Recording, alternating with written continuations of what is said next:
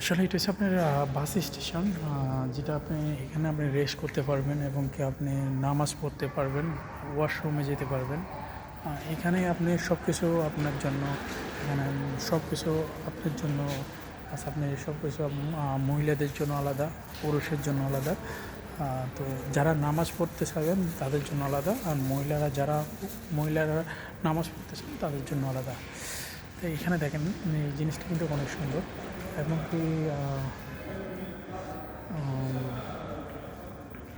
পরিবেশটা কিন্তু অনেক সুন্দর। জাস্ট আপনার দেখলে আসলে আহ, মানুষ পারে না এমন কোনো কাজ নেই, সব মানুষে পারে, কিন্তু আমরা আমাদের বিবেক দিয়ে আমরা কাজ করতে চাই, বিবেক দিয়ে আমরা কখনো কাজ করতে চাই না।